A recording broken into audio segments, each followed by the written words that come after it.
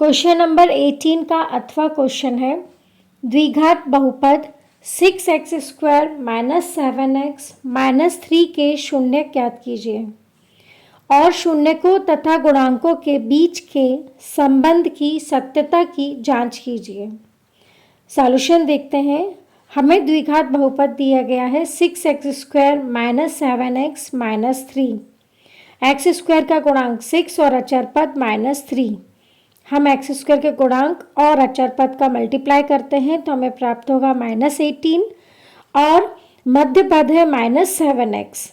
अब हम ऐसी दो संख्याएं लेते हैं जिनका मल्टीप्लाई करने पर -18 प्राप्त हो और प्लस या माइनस करने पर -7x प्राप्त हो।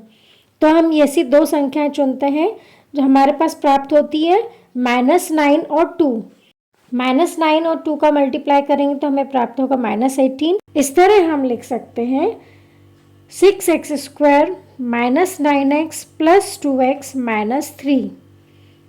अब हम जो कॉमन है कॉमन निकाल लेते तो हमें प्राप्त होगा 6x² - 9x में कॉमन है 3x, तो 3x कॉमन लेंगे तो हमें प्राप्त होगा 2x - 3 और 2x - 3 में 1 हम लिख लेते हैं यहाँ पर, तो हमें प्राप्त होगा +1 × 2x - 3।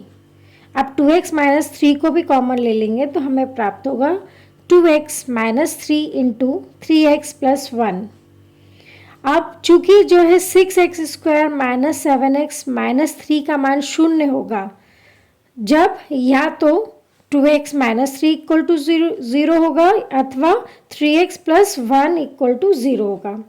अब हम 2x - 3 = 0 को हल कर लेते हैं तो -3 का हम ट्रांसफ़र करेंगे तो हमें प्राप्त होगा 2x = 3।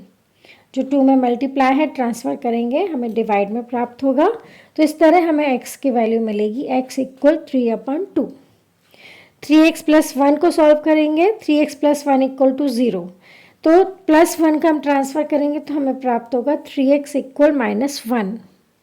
3 जो मल्टीप्लाई में है ट्रांसफ़र करेंगे तो हमें प्राप्त होगा x = -1/3। अतः 6x² - 7x - 3 के शून्यक 3/2 और -1/3 होंगे। अब हमें शून्यकों तथा गुणांकों के बीच के संबंध की सत्यता की जांच करनी है।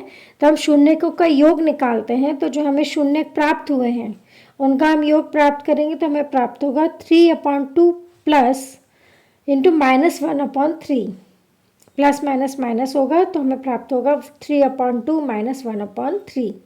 अब हम एलसीएम लेंगे तो 2 और 3 का एलसीएम होता है 6, तो हमें प्राप्त होगा 9 - 2/6।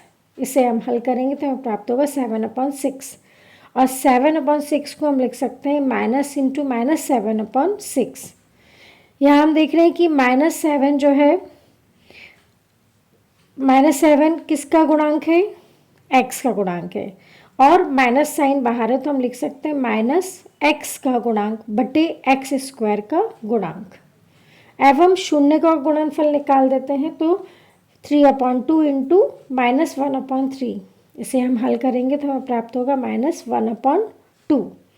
चूँकि यहाँ पर हम जानते हैं कि शून्य का गुणनफल होता है अचर पद बटे x² का गुणांक, तो अचर पद जो है हमारा -3 है और x² का गुणांक 6 है।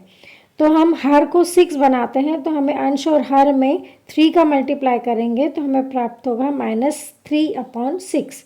मतलब -1/2 में हम अंश और हर दोनों में हम 3 का मल्टीप्लाई कर देते हैं तो हमें प्राप्त होगा -3/6। तो हमें ये प्राप्त हुआ अचर पद बटे x² का गुणांक। अतः शून्यकों तथा गुणांकों के बीच संबंधों की सत्यता प्रमाणित होती है।